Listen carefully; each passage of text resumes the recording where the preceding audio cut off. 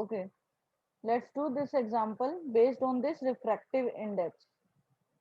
Okay, so this is the question.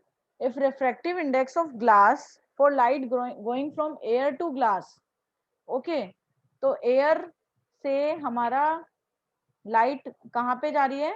Glass. तो एक medium मान लो एयर है, दूसरा मीडियम ग्लास है। Light is travelling from air to glass. तो पहले एयर पे थी, फिर एयर से जा रही है कहाँ पे? ग्लास में।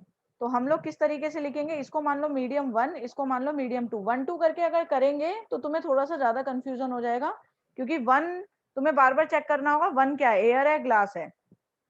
तो हम इसको ए लेट कर लेते हैं, 1 की जगह ए और ग्लास जी की जगह जी। तो एन ए जी मतलब एयर टू ग्लास। तो ये हो जाएगा स्पीड ऑफ, और इसको इस तरीके से भी लिख सकते हो, एयर से ग्लास जा रही है तो एन लिखा, और एयर पहले लिख लो, ग्लास बाद में लिख लो। इस तरीके से लिख लोगे तो तुम्हें कंफ्यूजन नहीं होगी। एयर टू ग्लास, तो पहले वाला एयर लिखा फिर ग्लास लिखा, मतलब पहले एयर फिर ग्लास। तो एयर वाला ऊपर आ जाएगा। तो हमें इसका फॉर्मूला लिख लो, स्पीड ऑफ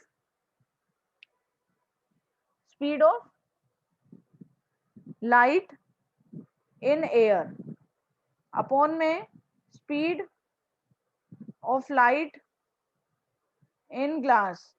ये तुम्हें गिवन है क्या? 3/2। तो इक्वल्स टू आ गया 3/2, क्योंकि ये तुम्हें ऑलरेडी गिवन है 3/2। समझ आया? तो speed of light in air upon में, पहले एयर पे गई थी फिर ग्लास में, तो एयर अपॉन में ग्लास दे रखा है 3/2। तुम्हें निकालना क्या है? Find refractive index of light going from glass to air. तो पहले ग्लास आएगा फिर एयर। इसका फॉर्मूला लिख लो, इसका हो जाएगा स्पीड ऑफ लाइट। पूरा पूरा लिखने की जरूरत नहीं है, शॉर्ट फॉर्म में ऐसे लिख सकते हो, स्पीड मतलब सी।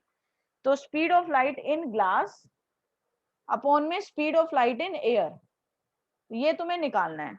समझ आया? तो ऑब्वियसली ये हमारा है speed of light in air upon में ग्लास। तुम्हें ग्लास अपॉन एयर निकालना है, तो ऑब्वियसली इसका रेसिप्रोकल हो जाएगा, क्योंकि ये देखो ना, ये था speed of light in air upon में speed of light in glass, और ये वाला है सी, ग्लास ऊपर है एयर नीचे है। तो इसका सिंपली आंसर हो जाएगा 2/3। समझ आया नहीं आया? तो इस तरीके से तुम लोग क्वेश्चन सोल्व कर सकते हो। एक और करके देखते हैं रिफ्रैक्टिव इंडेक्स पे based question.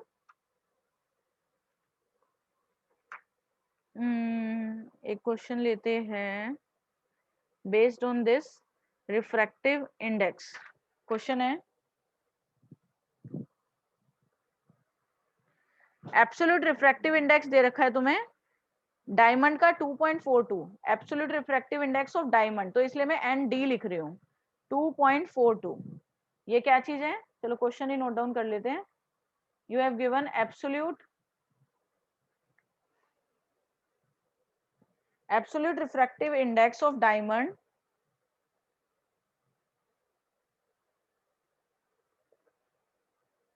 Absolute refractive index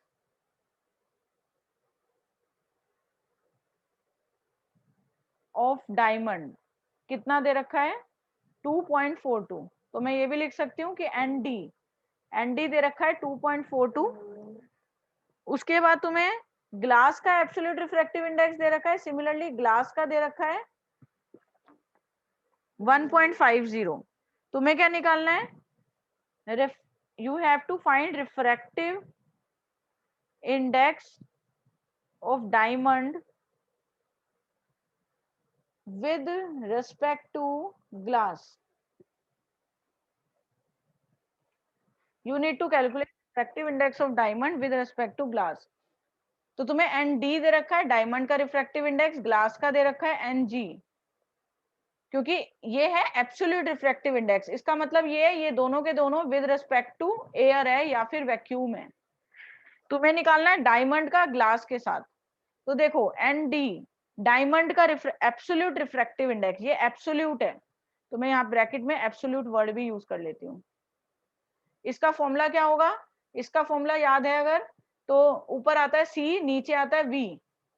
सी क्या है? 3 × 10⁸, और नीचे आ जाएगा वी, किसकी वेलोसिटी?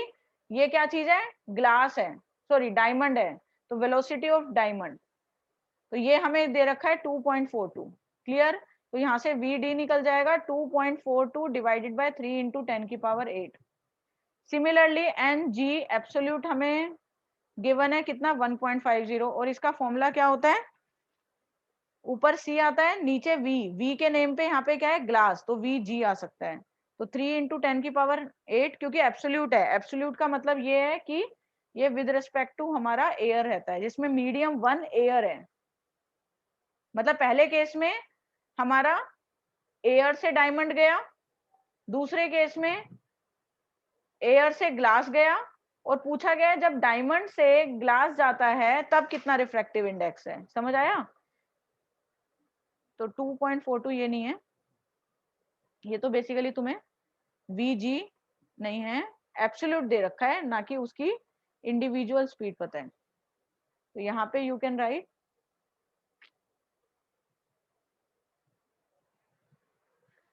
VG equals to 1.50। तो यहाँ से हमारा VG आ जाएगा 1.50 अपॉन में 3 इंटू 10⁸8। अंडरस्टूड। तो ये निकल गया हमारा VG और ये आ गया VD। अब तुम्हें कुछ नहीं करना, सिंपली क्या करोगे, तुम्हें निकालना है absolute refractive index of diamond with respect to glass. तो ये हो जाएगा VD अपॉन में VG। ठीक है, VD अपॉन में VG। VD की वैल्यू तुम लोगों को पता है ये है, और VG की वैल्यू ये है। तो ये हो जाएगा 2.42 अपॉन में 3 इंटू 10⁸8। डिवाइड की जगह में मल्टीप्लाई लगा के रेसिप्रोकल कर रही हूँ, ठीक है। तो इसका दूसरे वाले का रेसिप्रोकल हो जाएगा, ये कट गया।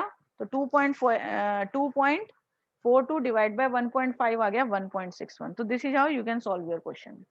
नहीं तो अगर तुम्हें सिंपली ये भी फॉर्मूला यूज कर सकते हो डायरेक्ट, ठीक है। VD अपॉन में VG डायरेक्टली ले सकते हो, क्योंकि वो कॉमन होके कट जाता है हमेशा। तो this is how you can solve refractive index question. Okay, thank you so much.